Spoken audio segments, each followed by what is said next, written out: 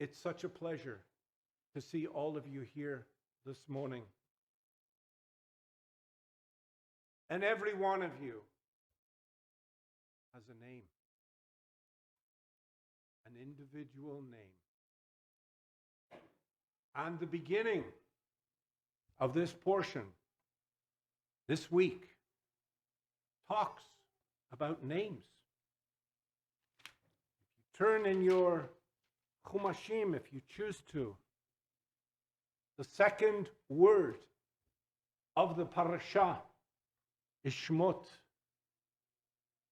ואלה שמות בני ישראל הבאים מצרימה את יעקב יישובתו באו. And it goes on. ראובן, שמעון, לוי ויהודה, יששכר, זבולון ובנימין. And it goes on. And then there's a very telling statement. וימות יוסף בכל אחיו וכל דור ההוא. And then, sentence 8, ויקום מלך חדש על מצרים, אשר לא ידע את יוסף. How can the name of Joseph, who was so instrumental and so important to the well-being of the people in his time, be forgotten? The rabbis explain that generations have gone on, but the name of Joseph was a legacy. He was a viceroy. He was a prime minister. He was a president of the Egyptian empire. And now he has been forgotten by the new Pharaoh.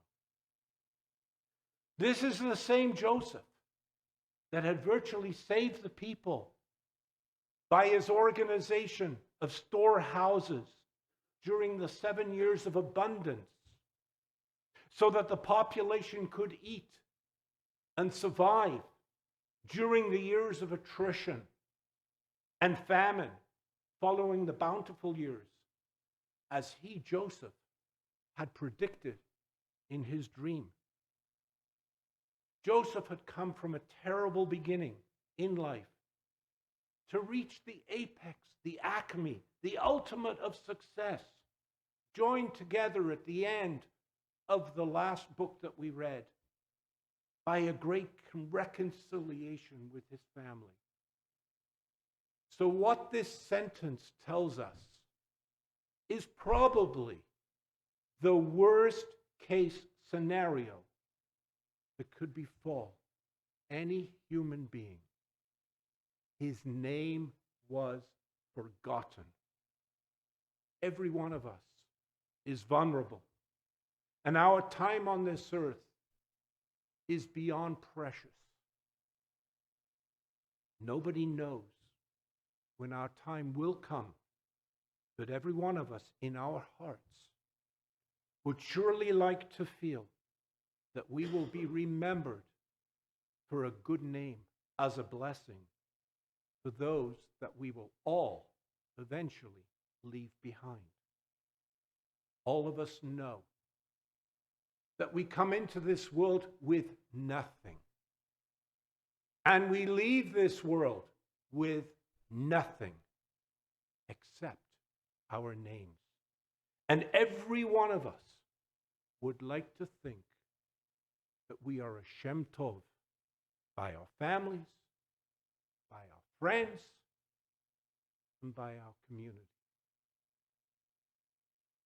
As we commemorate the 30 years that have gone by since my brothers, Daniel and Jonathan, and myself, lost our mother in such very sad circumstances in the UK back in 1993, it recently came to my attention that indeed there is an individual who is doing his best to preserve the names of ancestors in a diminishing Jewish community, and so that anyone can access this data online. I belong to a Facebook group called Northeast Jewish Expats, which has followers from all corners of the globe. And all of them have one thing in common. We grew up in Newcastle upon Tyne, England, and for various reasons left to live elsewhere later on. Through that group, a posting appeared with a podcast that was broadcast by the BBC, which interviewed a Mr. Peter Gatoff, who has taken it upon himself to photograph every single matzeva, every single headstone in various Jewish cemeteries around the region, to allow descendants such as myself to see information about their loved ones online. He has been to many different cemeteries to achieve this, most of which are no longer in use, but go back as far as the 1880s. My dear mother and many of our other relatives, including our paternal grandparents, are resting at the Hazelrig Cemetery, which is just outside of Newcastle. And if you look up a name, you will find a picture of a headstone with various other pertinent pieces of data which documents the person who passed. Sadly, it's almost a decade since I managed to get over to the UK to pay respects to my mother. But quite astonishingly, I managed to view her matzeva, her stone, online just a couple of weeks ago. She is described as a woman of great courage, of great dignity. And even though 30 years have gone by since she left, it brought to light in my heart a variety of memories which has served as a bright light for me as my life has continued. Isn't it interesting that her name, which is not forgotten, is associated with our leader Moshe, who is introduced to us in this week's portion for the first time. My mother's name is Alexandra Bat Moshe. And her legacy, her name within her family will always be cherished and remembered for a blessing. My wish and my hope for each and every one of us is that our names, every single name, whether you be online, whether you be watching in Spain or the UK, which I believe there may be right now, whether you're sitting in this beautiful sanctuary, every one of our names will always be remembered and respected with fondness, with love by our children, by our grandchildren, our great-grandchildren, and anyone who had dealings with us during our lives. We're very fortunate in Judaism because during the summer months, we have Ethics of the Fathers, a book that was written by our sages that is like a roadmap for how we might choose to live our lives.